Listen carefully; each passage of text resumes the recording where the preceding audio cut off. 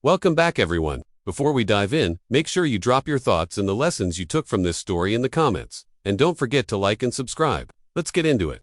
Jenny met Darnell in the summer of 2004 on the sticky sun-baked streets of Atlanta. She was 26 and working night shifts as a nurse's aide at Grady Memorial.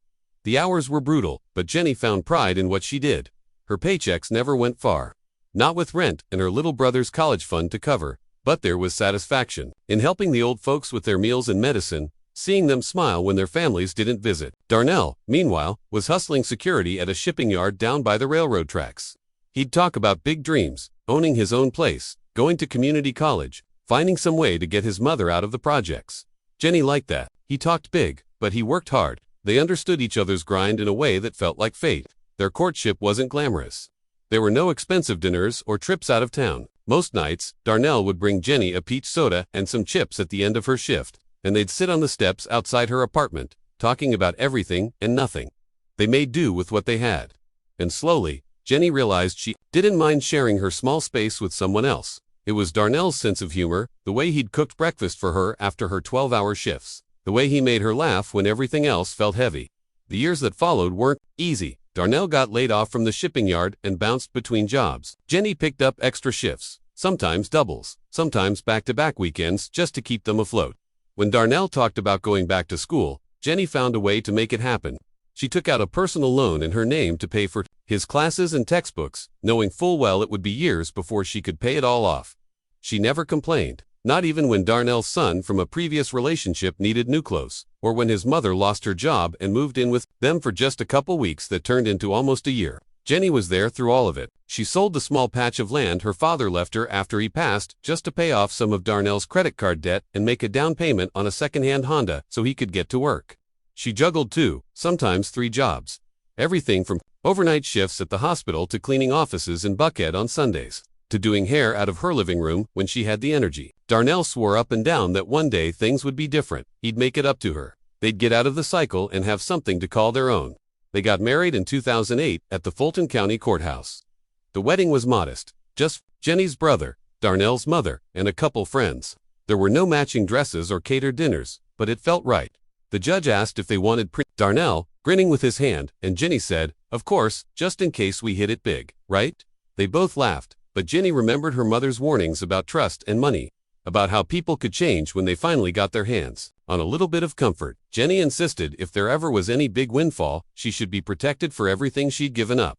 They signed a simple agreement, handwritten by Jenny's brother, notarized at a corner store, that stated if Darnell ever came in at any big money during the marriage, Jenny would receive all of it in the event of divorce. Darnell didn't even read it closely. "You know, I'd never leave you, baby," he said, kissing her forehead. The years rolled on.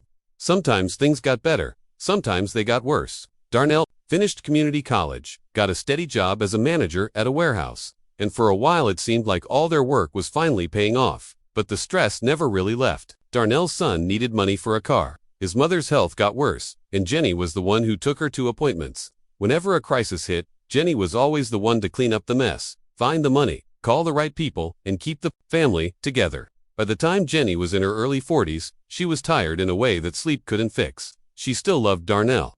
But sometimes she wondered what her life might have been like if she just thought about herself for once. She dreamed of little things, a day to herself at the park, sleeping in without worrying about bills or broken-down cars. She pushed those thoughts aside. They were a team. That was what love was. She told herself the day Darnell won the lottery. Everything changed. He bought the scratch-off on a whim at a gas station on his way home. Jenny was working a double that night.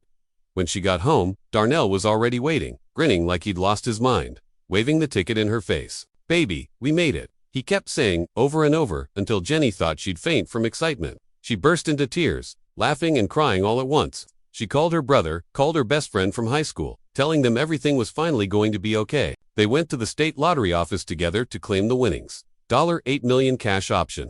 For the first time in her life, Jenny let herself dream big. She wanted to buy a small house outside the city, maybe go back to school. Darnell talked about a new car, paying off his mother's debts, maybe a trip to Hawaii.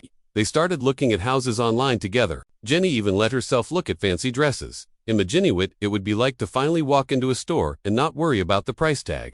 But the change came fast and hard. Within days, Darnell's phone was blowing up with calls from people Jenny had never met. cousins, old friends, even women who claimed they used him. He started spending money, fast, new shoes, designer watches, flashy dinners at places Jenny had only seen on TV. He started coming home later, started acting distant. Jenny tried to talk to him, tried to remind him of their plans, but Darnell would wave her off, saying, "Let me enjoy this, baby. We deserve it." It got worse when the money hit their account. Darnell quit his job. He started partying, traveling out of town with his boys, renting luxury cars, and staying at hotels Jenny had never set foot in. The first real argument came when Jenny asked about paying off their debts and putting money aside for retirement. Darnell snapped at her, called her ungrateful, said she was trying to control him. That night, he didn't come home. Jenny tried to keep things together. She ignored the whispers from neighbors, the worried looks from her friends. She cleaned up after Darnell's parties, tried to reach out to his mother for help, but she only shrugged and said, "Let the man have his fun. He earned it." Darnell's son stopped coming by, too busy with his own life now that there was money to be had. One evening, after working late, Jenny came home to find her clothes packed in trash bags on the porch. The locks had been changed. Darnell was inside laughing with a woman Jenny didn't recognize. A tall, light-skinned girl in heels and a designer dress. "You don't live here anymore," Darnell said, barely looking at her. "We're done. Papers are coming." Jenny begged him to talk, begged him to let her in, but he shut the door in her face. The woman inside laughed. Jenny sat on the steps for an hour, hoping he'd change his mind, but he never came out. The divorce papers came the next morning, delivered by a sheriff's deputy while Jenny was staying with a cousin. She couldn't eat, couldn't sleep. She cried herself sick, wondering how it had come to this. Every call to Darnell went straight to voicemail. When she tried to talk to his mother, she only said, "It's best to let him move on." Friends she'd known for years stopped answering her calls. Even her stepdaughter texted her once, "He's happy now, just let him live." Jenny felt invisible. For months, Jenny drifted. She bounced between her cousin's place in Birmingham and her godmother's cramped apartment in Memphis. She took Tim jobs, where she could, cleaning offices, working the register at a gas station. Anything to pay for groceries and keep herself moving. Nights were the worst. She'd lie awake replaying every conversation, every sacrifice, every moment. She'd put Darnell and his family first. She wondered if anyone would ever love her again or if her life had just been a long mistake. She didn't have money for a lawyer. At first, she was so ashamed she didn't want to fight. But her brother, who still remembered that courthouse wedding, reminded her of something. "Didn't y'all sign something back then?" It took Jenny a week to dig out the old paperwork from a batter box of her belongings. There it was, the prenup, yellowed and creased, but still perfectly clear. The agreement wasn't long or complicated. It was just 2 pages, handwritten in neat block letters with both of their signatures at the bottom. It said in no uncertain terms that if Darnell ever came into any money, lottery, inheritance, whatever, while married to Jenny, and if they divorced, Jenny would reciprocate in. Jenny remembered every line of it. She remembered the night they wrote it, how Darnell had promised her, "I'll never leave you, but if I ever do, you'll never have to worry again." Jenny had been the one to insist, but Darnell had agreed. He even joked, "If I ever get rich, it's only because you helped me get there." Before Darnell married Jenny, Jenny had stood by him. Through everything, she'd taken multiple loans just to keep his head above water. She scrambled through different jobs, juggled shifts at the hospital, cleaning gigs, braiding hair, just to keep Darnell afloat. When things got really hard, she even sold her own properties, the patch of land her father left her, her old car, family jewelry, so that Darnell could pay off debts, go back to school, and have a chance at a better life.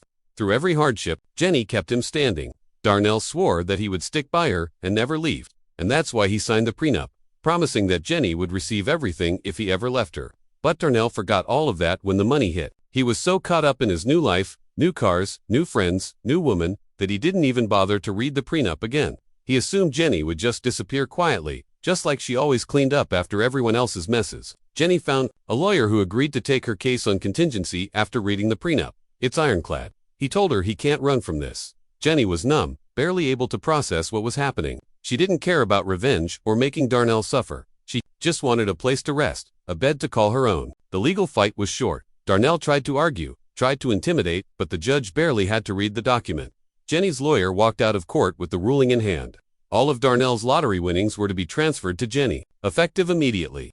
The day the money hit her account, Jenny sat on the edge of her cousin's twin bed, staring at the bank app on her phone.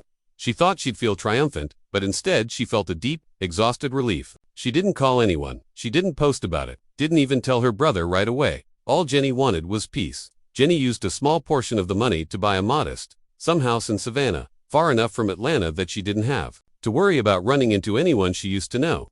She started tinning in a garden. tomatoes, peppers, collards, things her mother used to grow. She paid off every debt, paid back every friend and family member who had helped her in the past. Quietly and without fanfare. She never told anyone how much money she had. She didn't buy a fancy car or go on expensive trips. She shopped at the same grocery stores, went to the same church, donated quietly to the hospital where she used to work. Some days she still felt the way to what she'd lost. She missed the family she thought she had, missed the feeling of being needed. But for the first time in her life, Jenny slept soundly, knowing she didn't owe anyone anything. She didn't have to scramble, didn't have to hustle for Anyan's approval. The peace was worth more than all the millions. Meanwhile, Darnell's life unraveled quickly. His new girlfriend left as soon as she realized the money was gone. He tried to reach out to friends for help, but nobody wanted to be around when the party ended. His car got repossessed, his phone stopped working. The house he'd kicked Jenny out of went into foreclosure. Eventually he moved back in with his mother, who barely spoke to him except to ask for rent. Jenny heard about Darnell's downfall from her old neighbor, who called to check in. He ain't got nothing left, right? The neighbor said, all that money and nothing to show for it. Jenny just listened, said she hoped Darnell was okay, and hung up the phone. She never gloated, never sought revenge. Jenny believed in letting karma do its work. She lived simply, quietly, content in her own company. Sometimes she would sit by her window looking out at the garden she'd built and think about all the years she'd spent holding other people up. Now, finally, she was standing on her own. Jenny didn't need the world to know her story. She didn't need public speeches or viral moments. Her victory was private. Just the steady, quiet freedom she'd earned with every sacrifice, every sleepless night, every kindness that had been overlooked. She lost almost everything. But in the end, she walked away with her dignity and $8 million, and that was enough. If you enjoyed this story, please like, comment, and share this video with your friends. Subscribe and turn on the notification bell so you never miss a powerful story drop.